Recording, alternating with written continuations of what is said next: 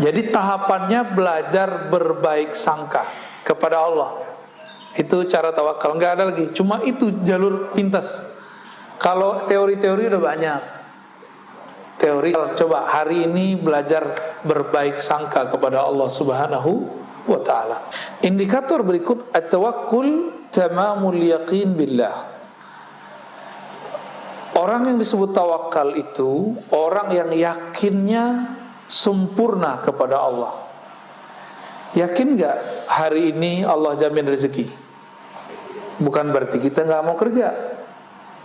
Kebetulan memang hari libur, benar? Ya. Besok yakin gak Allah jamin rezeki? Ya kita kerja. Kerja yang bisa kita buat. Kerja itu jangan kemudian versi kebanyakan orang. Ya, kalau mohon maaf ya, kebanyakan kita kan berpikir sibuk, yang penting sibuk, tapi duitnya nggak jelas. Nggak itu yang penting sebenarnya hasilnya. Ngapain kemudian dari pagi sampai sore sampai besok lagi, tapi hasilnya at-ta'ab, hanya lelah. Apalagi membuat hati kemudian terganggu hubungannya kepada Allah Subhanahu wa ta'ala. Yakin itu cara menumbuhkannya gimana? Kan banyak orang nanya, gimana cara numbuhin yakin? Mudah, husnuzan billah.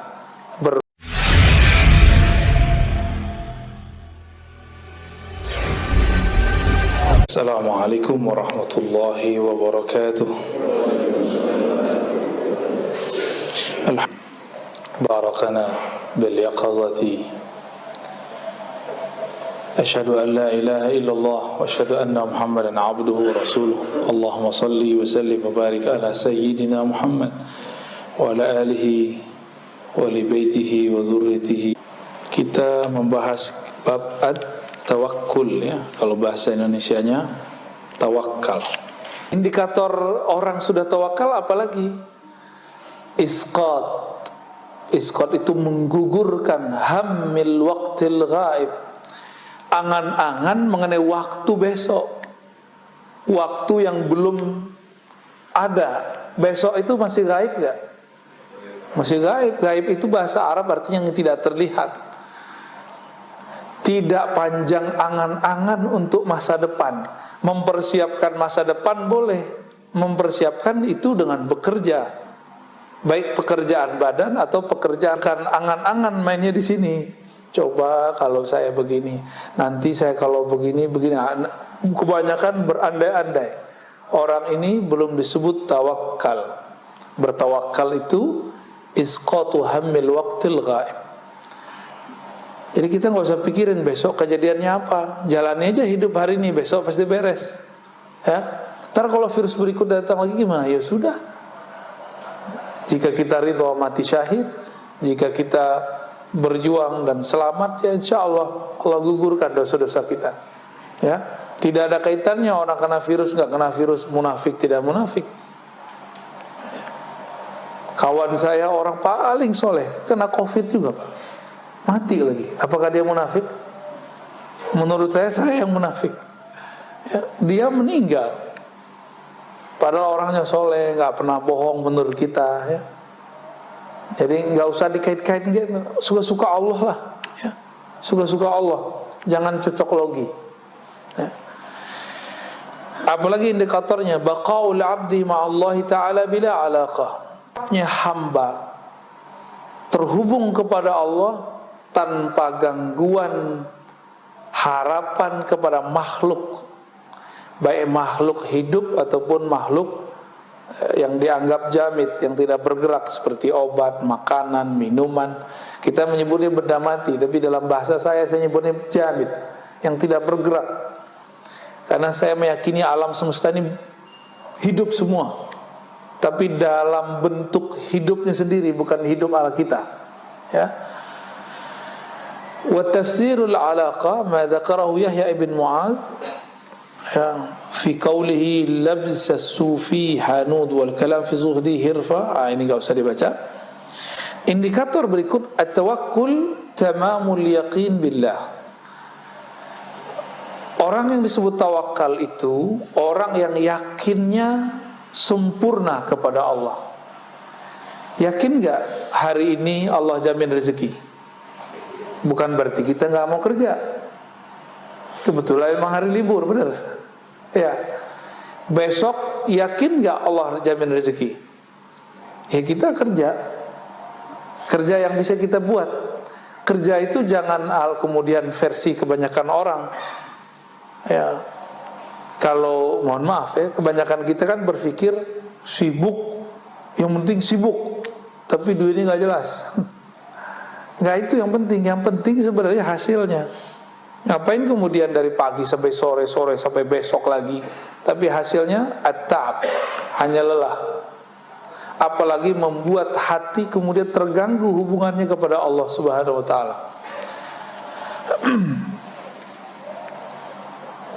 Yakin itu cara menumbuhkannya gimana? Kan banyak orang nanya, gimana cara numbuhin yakin? Mudah, husnuzan billah, berbaik sangkalah kepada Allah. Jadi kalau ada orang nanya lagi, gimana cara yakin? Caranya bukan dengan ceramah, caranya bukan dengan baca Quran, caranya bukan dengan zikir, bukan. Caranya menumbuhkan husnuzan dalam qalbu. Maka zikir husnuzan itu berat Pak, nembusnya. Jadi saya diajarkan guru-guru saya zikir nyebut nama Allah, tapi tumbuhkan rasa harap dan rasa berbaik sangka kepada Allah. Itu yang disebut husnuzan. Jadi husnuzan itu enggak hanya ke makhluk, tapi juga kepada Khalik ya. Wasiqatu bima wa'ada minar rizq. Terhadap jaminan rezeki. Waridha bima jara bihi qada'uhu wa qadruhu. Fa idza tamma al-yaqin billah summiya tawakkulan. Lalu ridha terhadap ketentuannya. Bapak percaya kepada Allah, ibu percaya kepada Allah. Oke, udah ridha belum? Allah berkuasa enggak sekarang? Sebelum pandemi, saat pandemi, sekarang ini, pandemi itu Allah yang buat gak? Yang ciptain gak? Allah juga yang ciptain. Semuanya Allah yang buat.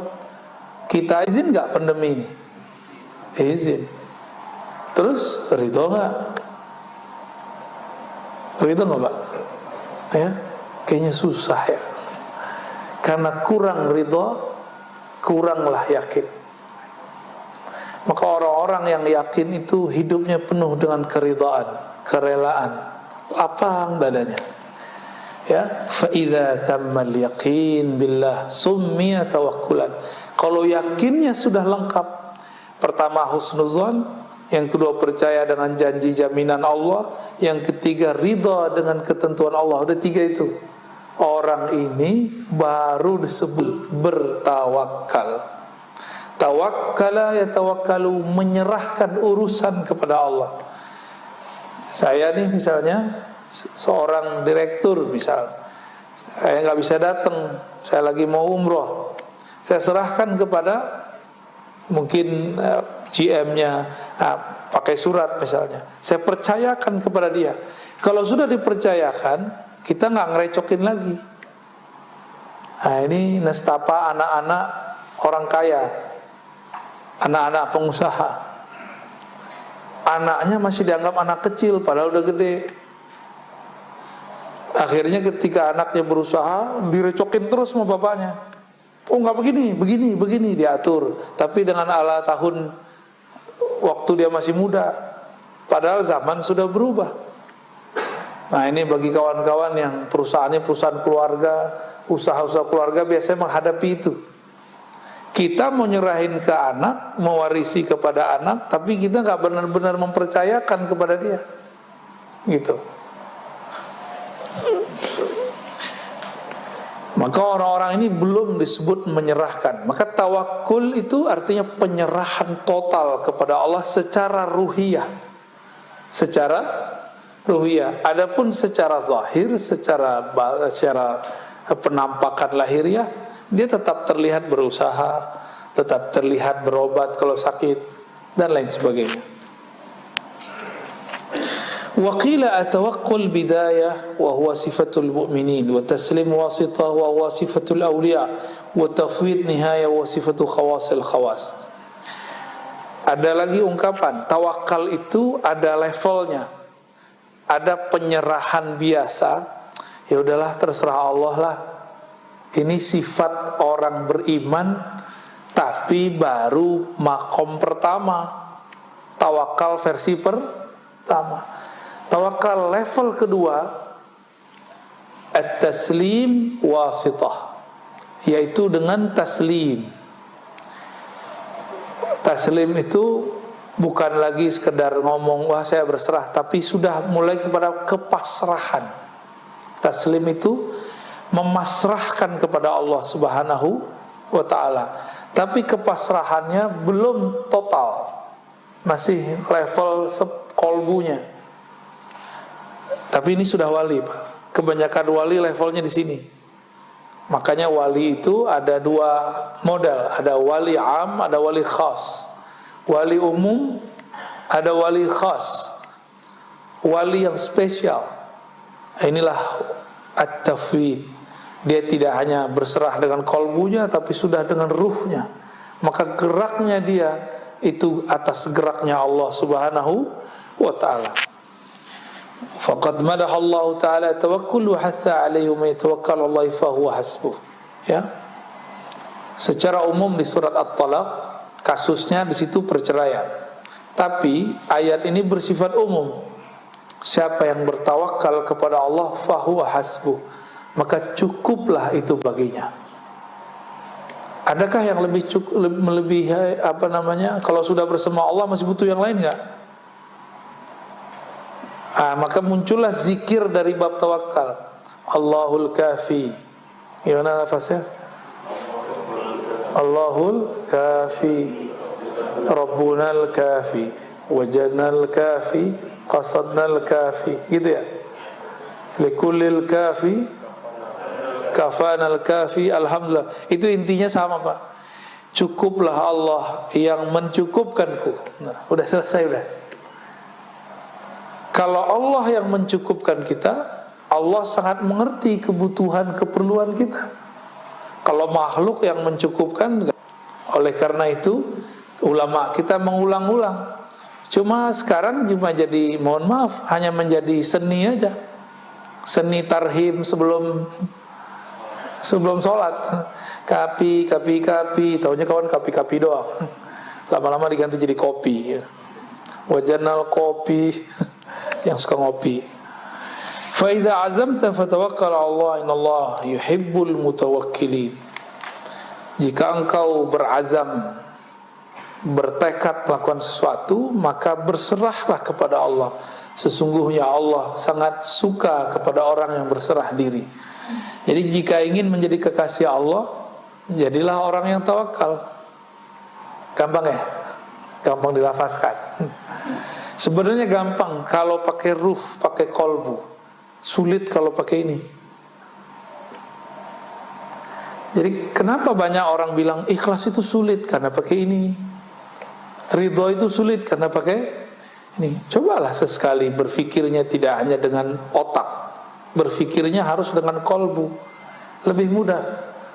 Berfikir dengan kolbu itu kecepatannya luar biasa. Apalagi dengan ruh, dengan ruhani, itu lebih cepat lagi.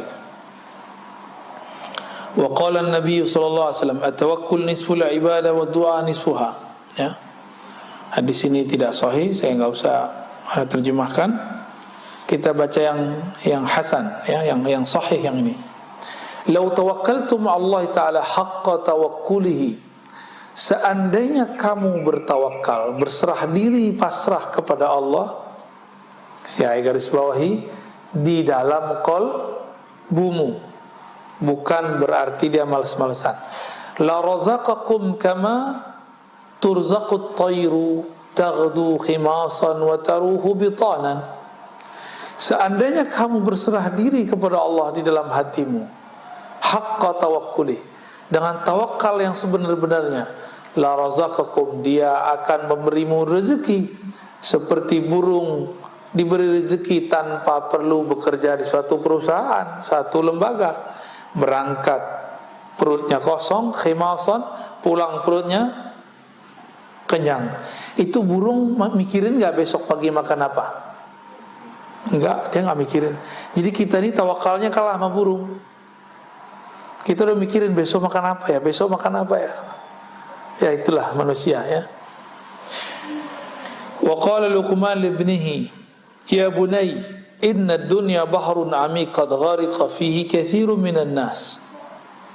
Wahai ananda, kata Luqman, wahai anakku, dunia itu seperti lautan yang dalam, yang mana banyak manusia yang sudah tenggelam dalam dunia bekerja, benar, tenggelam dalam dunia rumah tangga, urus anak, khidmat kepada suami mencarikan nafkah. Itu yang disebut bahrun amik. Faltakun safinatuka fiha taqwallah, maka jadikanlah kapalmu, yaitu kendaraanmu, takwa kepada Allah. Wa syira'uha tawakkul Allah, lalu perjalanannya penuh dengan tawakal kepada Allah. La'allaka tanju wa ma azunnuka najian, semoga kamu sukses walaupun itu sulit, kata beliau ya. Wa ma azunnuka najian. Wa alam anna tawakkul ala qismain. Nah, tadi kita sudah bagi tawakal tadi ada 3, kalau di sini dibagi menjadi 2. Ada tawakal orang awam. Awam ini umum, kebanyakan orang beriman ini.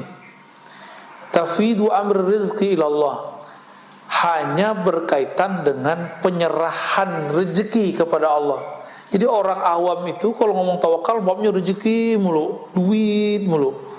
Kita banget ya, bener.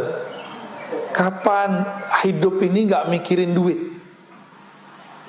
Baru naik makomnya dari makom awam ke makom khawas.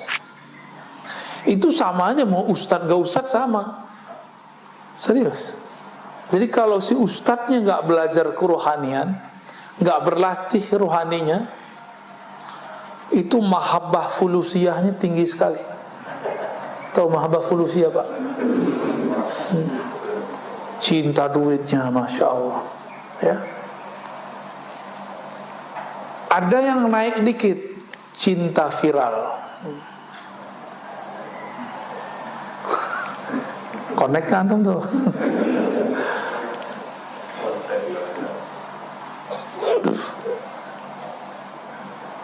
Orang kalau cinta viral itu gampang tersinggung Pak. Gampang tersinggung sama yang ngundang. Jadi misalnya nih pas datang, masjidnya kok kecil, apa ini? Pergi lagi dia, tersinggungan. Atau fotonya digandeng dengan orang lain, tersinggung lagi. Itu kalau orang mahabbah al-firaliyah. Bahasa Arabnya mahabbatus syuhrah, cinta viral. Dan itu penyakit yang muncul di kalangan ahli-ahli dakwah, karena dia belum membenamkan egonya sebelum berdakwah. Kita wajib membakar dulu ego kita benamin dulu sebelum kita berdakwah. Dakwahi dulu diri sendiri, baru dakwahi orang lain ya, supaya nggak baperan. Banyak baperan, begitu banyak. Belum lagi dai yang merasa lapaknya diambil. Benar Pak, serius. Jadi saya ketemu seorang ustadz, dikata-katain oleh ustadz senior. Si ustadz muda ini baru pulang dari luar negeri, dari pesantren. Majelisnya lumayan rame. Dimarahi oleh ustadz senior. Kata yang senior, ente sowan dulu sama aneh. Wah, enggak ya bener. Izin dulu dong sama gua. Ini wilayah gua nih ya. Kayak preman aja ya. Preman ustad. Mau buka-buka majelis aja, lapor dulu sama kita.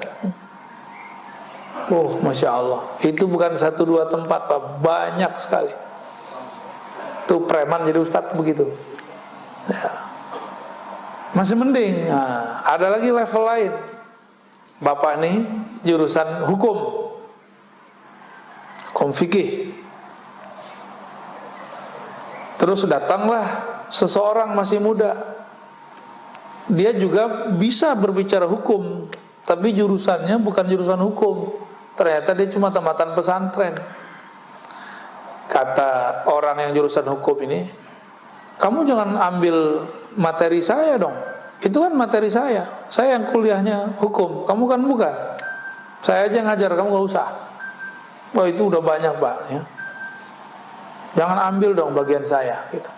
Nah, ini akibat tidak membenamkan egonya sebelum dakwah. Maka dalam kitab Ibnu Athaillah disebutkan udfun wujudaka fi ardil khumul.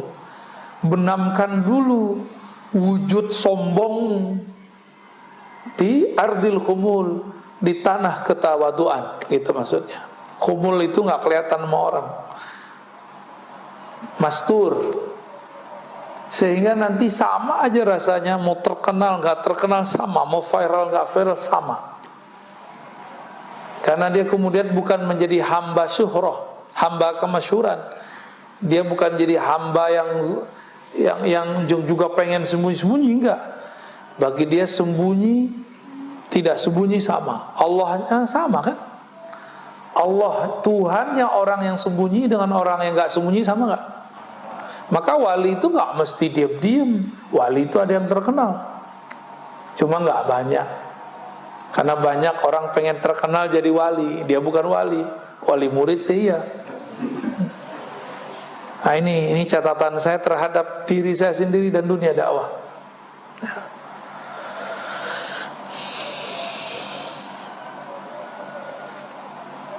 Jadi kalau orang awam ngajarin tawakal, ustadz awam ngajarin tawakal hanya bab fulus atau bab zahir, sakit, sehat gitu. Jadi datang ke kiai, Pak Kiai doain anak saya sakit. Nah, nanti diajarin, dia serah kepada Allah. Jadi tawakalnya baru di level yang materi, yang zahir, yang tampak. Pak Kiai doain dong, saya masih jomblo. Kata si jomblo, ini jomblo ini ya, doalah Kiai ya.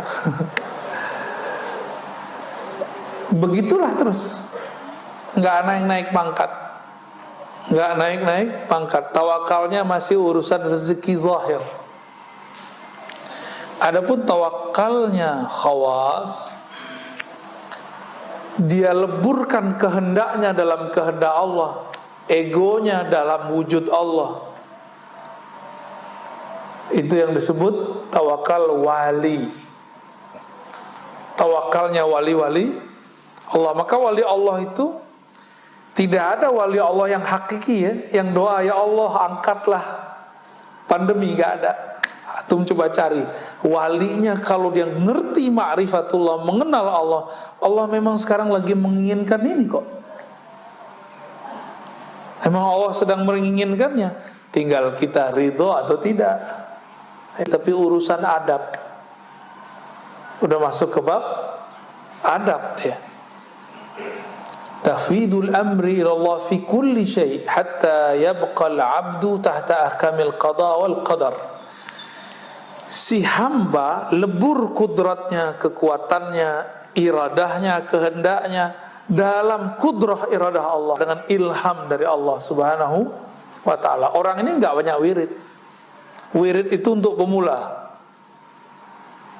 Tirakat itu bagi pemula, Pak. Kalau wali-wali Allah, dia sudah melewati masa-masa itu. Yang diperlukan bukan lagi wiridan zahir, tapi wiridan qalbu. Dan ini amal yang lebih mulia. Jadi taatnya zahir belum tentu membuat seseorang jadi wali Allah. Siapa tahu ria. Tapi kalau taatnya qalbu, pasti langsung kepada Allah Subhanahu wa ta'ala. Jadi saya berharap mulailah kita mengarah ke sana. Kitab ini saya bawa ke sini, ini kan untuk itu, Pak. Kitab-kitab begini bukan di pesantren aja, gak banyak yang ngaji ini. Ini hanya di majelis-majelis para masyayikh, para kiai-kiai ulama besar. Sekarang kita bawa ke majelis umum. Kenapa? Karena sekarang virus-virus kolbu itu banyak sekali. Kalau kita nggak bawa kitab ini keluar, kapan lagi nih umat bisa menikmati kitab-kitab seperti ini? Kalau nggak nanti ulama-ulama aja yang menikmati. Ya, alhamdulillah. Berarti bahasa saya nggak ketinggian gitu. Saya nggak mau bahasanya ketinggian. Atau memang Allah nggak izin saya berbicara. Ciri-ciri Allah tidak izinkan seseorang dai berbicara ketika kalamnya tidak dapat dipahami makhluk. Makanya saya tanya, bisa dipahami Pak? Ini jangan menghibur saya loh Pak. Ntar bikin antum senang gitu. Enggak, saya nggak mau begitu.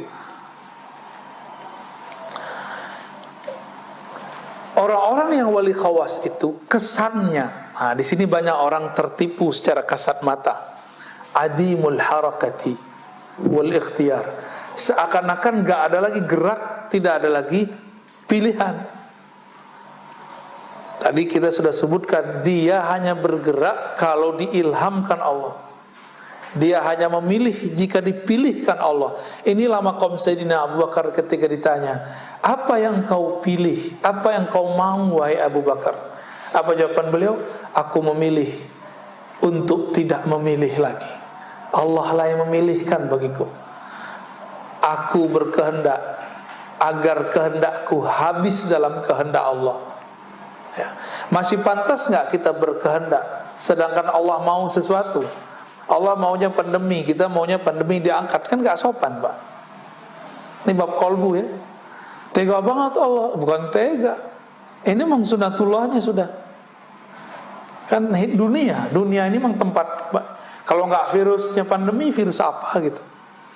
Pasti selalu ada.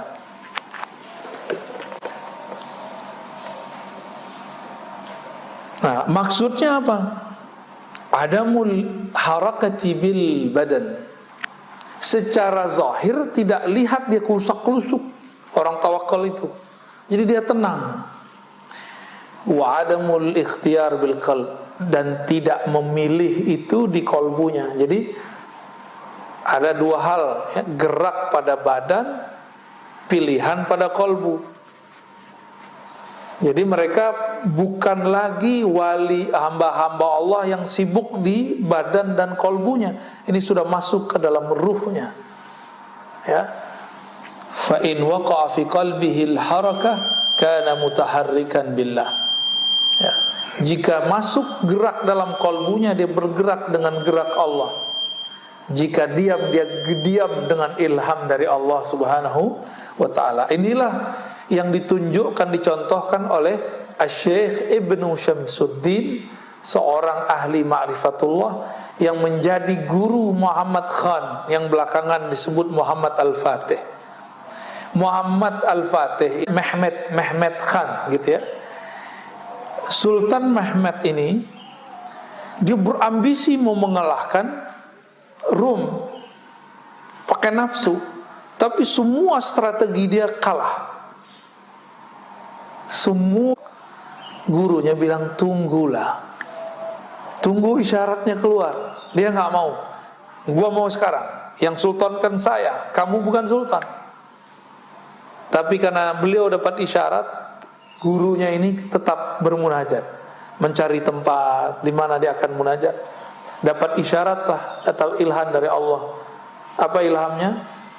Bahwa di sana, di suatu tempat di Istanbul itu ada satu makom, adalah makom sahabat Nabi, pewakaf masjid namanya Abu Ayyub Al-Ansari, yang sekarang disebut nama tempatnya Masjid Ayyubiyah. Masjid Ayyubiyah. Yang pernah ke sana paham kali maksud saya ya. Jadi Ibnu Syamsuddin, seorang mursyid, dia bilang tunggu, saya nunggu ilham. Biar gerak kita digerakkan Allah, bukan kita lagi yang bergerak dengan ego, tapi Allah lah yang menggerakkannya. Ya, sampai udah kalah berkali-kali, udah 5 kali strategi, lebih barangkali. Muhammad Khan Sultan di saat itu marah, dia carilah gurunya. Itu di kemah kecil. Dalam kemah itu beliau sedang munajat, tapi Khan gak sabar. Dia ambil pedang yang tajam, dia kemudian bongkar tempat istirahat gurunya. Ternyata ketika dibongkar dia kaget, gurunya sedang sujud. Sujudnya panjang sekali. Melihat lagi sujud dia langsung diam. Tapi masih gregetan. Guru gua kok sujud mulu kerjaannya. Kapan perangnya nih? Wah, kan banyak anak muda kan begitu ya. Pengajian mulu, kapan perangnya nih? Ini udah gatal mau jihad nih. Anak muda biasa. Emang dia kira jihad itu semudah itu? Jihad itu kalau nggak pakai ruh jadi jahat. Udah kedua aja Pak. Ya, mau jihad apa jahat? Kalau jihad dia harus dengan kemurnian rohani. Udah ada waktu sekitar 1 jam, baru naik kepalanya. Ternyata tempat sujudnya sudah basah. Baru turun isyaratnya. Beliau kemudian baca Assalamualaikum kiri kanan, kanan kiri. Ibn Syamsuddin mengatakan, wahai Ananda Sultan, detik ini berangkatlah. Insya Allah Allah membersamai perjuanganmu. Bengong dia. Nah, ini yang gua tunggu-tunggu nih. Tapi di saat itu karena dia melihat gurunya sujud lama, egonya pun ikut kemudian tenang. Dia kemudian masuk ke Konstantinopel yang sekarang jadi Istanbul itu dengan penuh tenang, zikir nggak berhenti, dibersamai gurunya. Jadi beberapa kali melakukan serangan, gurunya nggak dia bawa ikut. Dia ngerasa orang tua ngerti apa? Ini anak arogansinya anak-anak muda. Ya, menang nggak habis itu?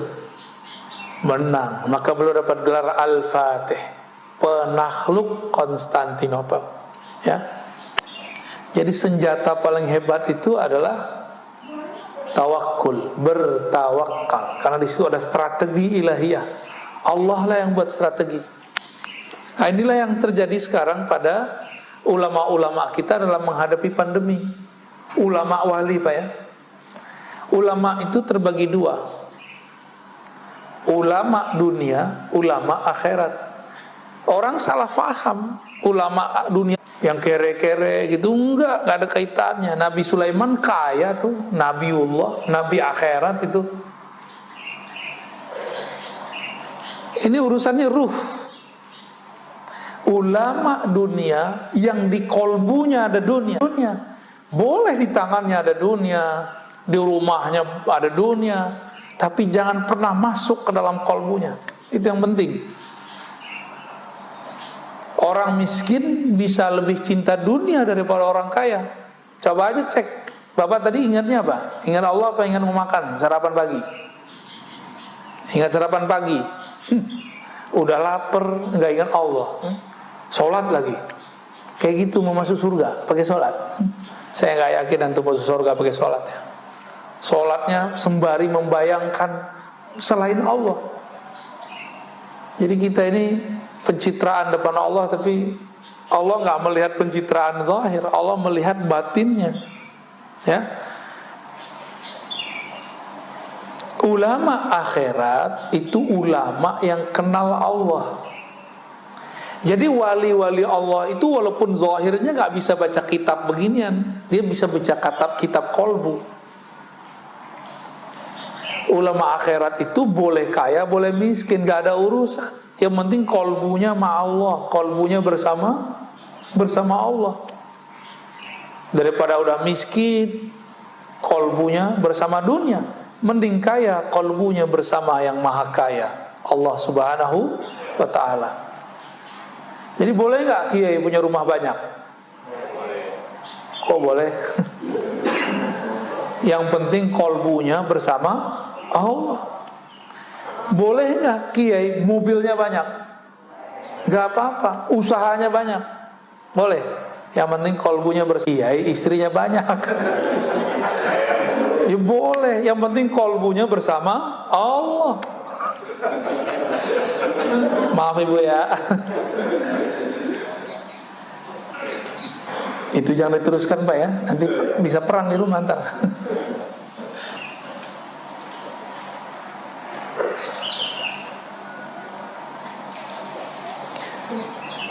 contoh tawakal kalau dalam kisah-kisah Quran, masih ingat Nabiullah Ibrahim? Masih ingat? Nabi Ibrahim waktu dilempar ke dalam api, siapa yang datang? Malaikat datang. Yang datang bukan malaikat biasa, yang datang pemimpin malaikat luar biasa, Sayyidina Jibril. Beliau menawarkan bantuan. Itu kalau Sayyidina Jibril ngeluarin sayapnya satu, Raja Namrud mau negerinya hancur semua, cukup dia gini nih. Karena sayap dia itu luar biasa sekali. Tapi Sayyidina Ibrahim gak mau, karena itu melanggar kode etik nubuat. Jadi nabi-nabi itu walaupun doanya mustajab, dia gak boleh mengeluarkannya di dunia. Kata Rasulullah SAW, inni khaba'tu, aku menyembunyikan doa-doa mustajabku. Gak boleh sembarangan pakai. Untuk apa? Beliau sembunyikan untuk nanti, sekarang akhir zaman dan nanti di padang mahsyar. Coba kalau Nabi Muhammad pakai hak beliau seperti Nabi Nuh. Nabi Nuh dapat hak memberi syafaat gak? Sampai Nabi Muhammad kasih izin baru dia dapat izin. Jadi Nabi Muhammad bilang, hai para nabi, aku izinkan kamu membantu umatmu, baru boleh bantu. Kalau enggak boleh bantu. Maka saat nabi-nabi itu membantu umatnya, itu bukanlah syafaat nabi tersebut, tapi syafaat baginda Rasul sallallahu alaihi wasallam. Nabi Ibrahim Al-Khalil, beliau ketika ditawarkan oleh malaikat Jibril. Ini kalau antum ditawarkan malaikat Jibril gimana?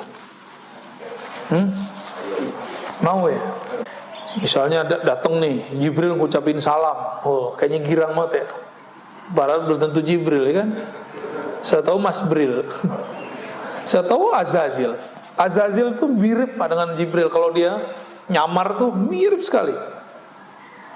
Karena sayapnya jumlahnya hampir sama dulu dengan, bedanya sekarang udah patah gitu hanya. Jumlahnya sama persis. Maka kehebatannya Azazil hampir sama dengan gurunya Jibril. Jadi dia itu gurunya itu. Umat akhir zaman. Rasulullah nggak pernah menggunakan doa-doa yang dahsyat itu di saat beliau masih hidup. Ditahan-tahan terus. Doa itu adalah emosi yang bercampur keyakinan untuk menghancurkan musuh. Nah, itu yang terjadi pada zaman Nabi Nuh. Nabi Nuh emosi, yakin tumbuh, hancurlah kaumnya. Ya Allah, jika engkau biarkan umatku hidup, mereka akan melahirkan orang-orang yang lebih rusak dari sekarang. Itu kata Nabi Nuh. Karena beliau bercampur keyakinannya dengan emosinya. Nabi Muhammad yakin emosinya terkendali. Umur cuma 63, tapi lebih dewasa dari Nabi Nuh yang 950 tahun. Maka yang paling berhak menjadi pewaris Rasulullah orang-orang yang mampu mengendalikan emosinya. Gimana? Kita masuk yang mana? Kayaknya saya aja nggak lolos Pak. Emosi ini bukan emosi biasa. Ini emosi kita. Kita punya kekuatan untuk menghancurkan dia, tapi kita nggak hancurkan. Nah itu dia. Pernah nggak punya kesempatan mau menghancurkan orang, tapi kita nggak lakukan? Ah, berarti antum dimensi rohaninya sudah mulai bagus. Itu cuma umat Nabi Muhammad yang bisa begitu. Umat terdahulu hampir semuanya nggak ada. Nabinya aja nggak ada yang sabar kok. Jadi sesabar-sabarnya Nabi terdahulu, itu jauh lebih sabar Nabi kita Muhammad sallallahu alaihi wasallam.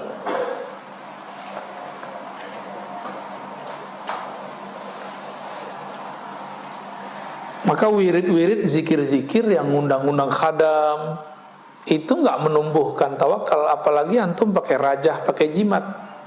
Meskipun pakai jimat itu ada dalilnya yang membolehkan. Tapi kalau meskipun ulama ini membolehkan, saya mensyaratkan satu, harus bab tawakul. Kalau nggak usah pakai jimat. Ya. Kenapa? Karena nanti justru mendewakan si jimat, syirik khafi yang muncul di kolbu. Nah ini yang berbahaya. Untuk penulis jimat itu ada ilmunya, Pak.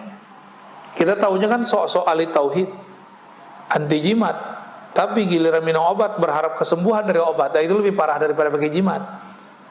Ya, makan meyakini nasilah yang mengenyangkan, itu lebih parah dari pakai jimat. Masih begitu nggak? Ya, itu jimat perut namanya. Ya, banyak orang sok-sok ahli tauhid, kalau ketemu jimat dibakar-bakarin. Tapi ya salah, dia kalau makan dia bergantung kepada nasi, bukan kepada Allah yang menciptakannya.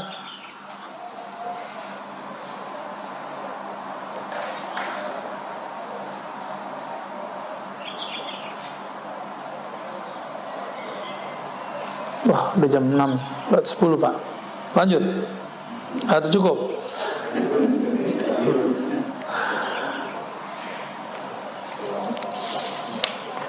Jadi beda tawakal orang awam dengan wali. Orang awam tawakalnya urusan pulus, rezeki, jodoh. Begitulah terus. Hidup ini muter bolak-balik.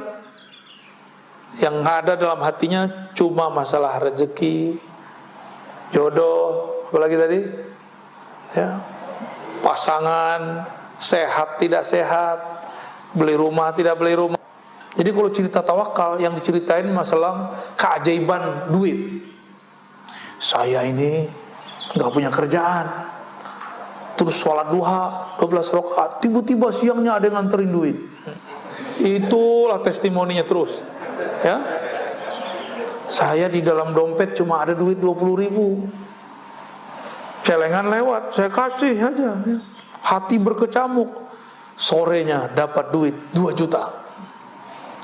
Jadi testimoni tawakal orang awam itu selalu masalah duit. Mau naik pangkat nggak? Jangan lagi masalah itu. Tapi sudah masuk kepada meleburkan kehendak kita dalam kehendak Allah. Artinya kita nggak berkehendak kecuali emang Allah ridho gitu. Karena kita nggak semuanya wali Allah, putuskanlah semua urusan dengan sholat. Jadi sholat 2 rakaat, minta izin ya Allah. Apakah ini kecenderungan, Pak? Nah, orang ini sudah mulai masuk gerbang tawakal. Itu maksud Nabi, idza hamma ahadukum, kalau kamu punya hajat, punya kehendak, maka baguskan wudu'mu, falyusolli rakaatain, sholat 2 rakaat, lalu doa minta jodoh itu, atau doa minta suatu masalah diselesaikan. Itu orang sudah masuk gerbang tawakal awal. Dia mengatakan, ya Allah, jika kerjaan ini baik maka mudahkan, jika tidak tolong jauhkan. Kalau itu gampang, Pak. Yang paling susah itu ini, masalah jodoh. Jodohnya dia udah senang duluan, terus ngomong, ya Allah, jika dia baik percepat ya Allah. Nah, kalau itu ngomong tuh, jika dia kurang baik, nah itu kayaknya susah membacanya. Benar gak? Jika dia kurang baik ya Allah, tolong jauhkan. Itu kayaknya susah dilafazkan. Padahal kalau antum sanggup melafazkannya dari kolbu, itu sudah masuk ke gerbang tawakal pertama. Ya, jadi kita ini senang sama orang bukan lagi dengan nafsu, tapi sudah dengan ruhani. Nah, itu yang kemudian menjadi PR kita bersama, ya.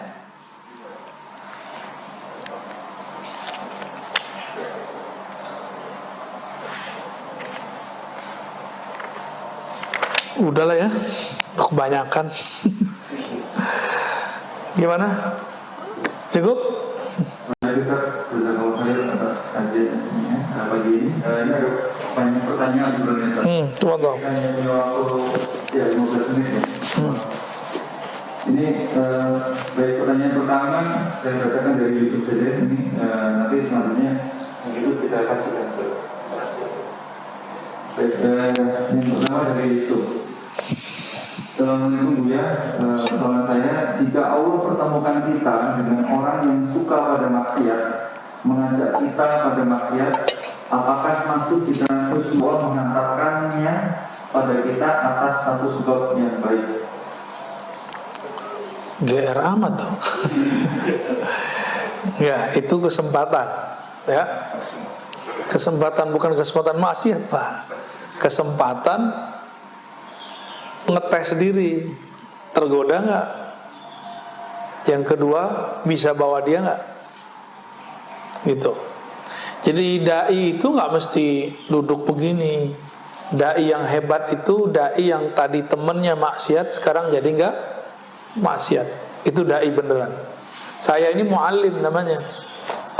Kebetulan konteksnya dakwah. Kalau muallim sebenarnya kan bapak yang datang ke saya. Ya gengsi pak. Tapi karena konteksnya dakwah, saya datang ke sini. Namun kita ramu dalam bentuk taklim. Supaya apa? Supaya ngomongnya terarah dan terukur. Ada kurikulumnya, yaitu kitab ini sendiri. Kalau enggak nanti saya ngomong yang dulu ya omongnya diulang lagi sekarang. Ya. Pernah enggak ikut pengajian begitu? Ikut ustadznya udah sehari 3 tempat omongannya sama. Wah, itu pengalaman saya waktu kecil, Pak. Waktu kita masih remaja, kita lagi seneng-seneng hijrah tuh. Kemana aja pergi, itu kita ikutin si dai, si ustadz, si kiai. Tapi kok omongannya sama aja. Lama-lama saya mikir jenuh.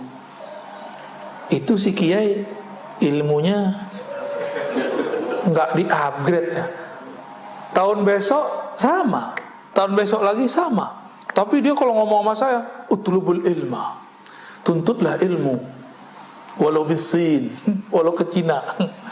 Dia nggak tahu kalau kita ini bakal ada masalah sama Cina ya. Saya kasih tahu, ya itu hadis menurut ahli hadis dhaif. Serius? Kamu suul adab sama saya? Itu hadis saya itu.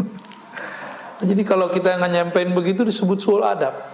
Dia nyuruh kita belajar, tapi dia dari kecil, dari dulu sampai sekarang tidak pernah mempelajari kembali dalil dia ini benar apa enggak. Nyuruh orang ngaji tapi dianya nggak berani ngaji lagi. Nah itulah gawatnya kalau ustadz terlalu pinter nggak mau ngajar pakai kitab. Jadi kalau ngajar itu pakai kitab aja pak. Ya, saran saya kalau ada ustadz usulkan ngaji kitab. Nanti dia akan terarah, dia nggak perlu persiapan aneh-aneh. Nggak perlu kemudian mikir. Ya, ini pengalaman saya ngajar dulu, nggak lama sih pak, 1-2 tahun paling. 1-2 tahun ngajar nggak pakai kitab. Sebelum ngajar tuh membahas apa ya?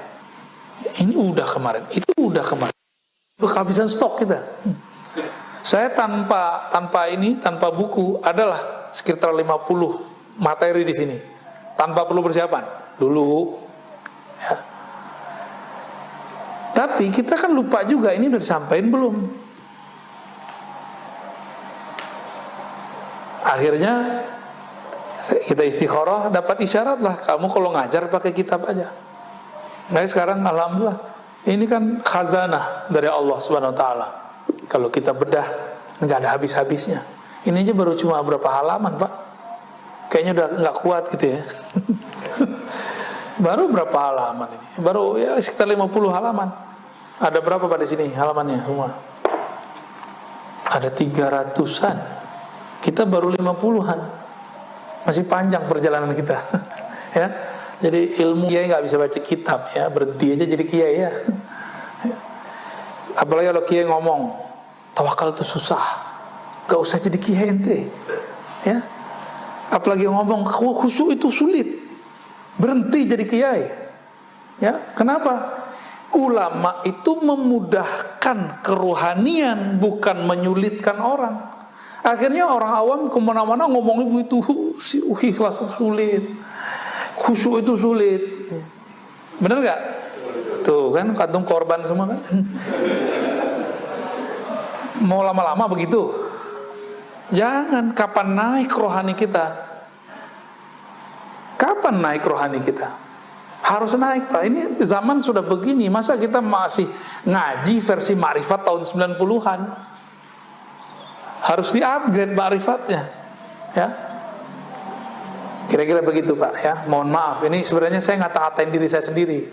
Dulu kan kita ngomong begitu, ikhlas sulit, khusyuk sulit, itu saya ngomong pak, bukan ustadz yang lain. Saya ngomong ke dalam diri sendiri. Kamu kalau begitu berhenti jadi ustadz. Akhirnya kita berguru. Benar, saya berhenti jadi ustadz, saya berguru dulu. Berbulan-bulan kita latihan rohani, latihan belajar, dan baru kasih, oh ini yang disebut tawakal, oh ini yang disebut khusyuk. Itu maksud berhenti itu. Ya, kalau jadi ustadz terus kapan dia jadi muridnya? Ya, kira-kira gitu Pak ya. Jadi kalau tadi dia punya kesempatan, orang maksiat, jadi maksiat itu nggak akan berefek kecuali ada kesempatan. Mampukah dia menolak? Yang kedua, mampukah dia narik kawannya? Wallahu a'lam bishawab. Ya. Apa nih? Masih ono? Pertanyaan dari jamaah yang ada tadi Mas. Oke, ini sudah disortir ya. Bagaimana caranya mengajak orang-orang terdekat kita seperti istri, anak untuk tawakal kepada Allah. Ajarkan anak-anak dan istri berbaik sangka kepada Allah, husnuzon kepada Allah. Cuma itu caranya, nggak ada lagi. Husnuzon itu di sini atau di sini. Kalau hitung-hitungan ini Pak, istri akan cemburu kepada suaminya kalau suaminya kirim duit untuk keluarganya. Pernah digituin nggak? Mas, kita nih butuh, kebutuhannya banyak, jangan kirim-kirim mulu. Pernah digituin nggak? Wah, itu istrinya harus ngaji tawakal ya. Yang ketawa tuh ya, yang lain kayaknya masih malu ngaku. Jadi tahapannya belajar berbaik sangka kepada Allah. Itu cara tawakal, nggak ada lagi. Cuma itu jalur pintas. Kalau teori-teori udah banyak. Teori, coba hari ini belajar berbaik sangka kepada Allah Subhanahu wa ta'ala. Apa kaitannya dengan ikhtiar, tawakal dan ikhlas? Wah, ini borong ya. Ikhtiar itu pilihan di dalam ini. Kolbu kita cenderung memilih apa, itu namanya ikhtiar. Jadi selama ini nyebut ikhtiar nggak ngerti maksudnya. Saya lagi ikhtiar nih, ternyata yang dimaksud ikhtiar itu usaha. Ikhtiar bahasa Arab dari kata ikhtara, yakhtaru ikhtiaran, artinya pilihan kolbu. Pilihan kolbu. Itu ikhtiar ya, yang bahasa Arab loh, bukan bahasa Indonesia. Kolbu, dia mengatakan wajjahtu wajhiya lilladzi fataras samawati wal ardh. Kolbuku aku hadapkan kepada Allah. Kalau menghadap kepada Allah, maka apa yang Allah lakukan, yang Allah pilihkan, itu yang kita pilih. Kita ini punya kolbu. Kolbu itu sebenarnya cerminnya Allah. Allah mandang ke situ Pak. Coba lihat, kalau kita di depan cermin, tangannya gerak, di dalamnya gerak. Nah, kita ini dijadiin cermin. Sudahkah kita mengikuti cerminan kolbu itu? Jika sudah, baru disebut tawakal. Ya, jadi nggak ngelawan. Kapan gelisah muncul? Jika Allah menginginkan sesuatu, memilihkan sesuatu, lalu kita memilih yang di luar itu. Itu hubungan ikhtiar dan tawakal. Ikhlas, kalau ikhlas bab lainnya nanti ada pembahasan khusus di sini. Insya Allah. Kenapa nggak diterusin mahabbah, khusyuk gitu ya sekalian?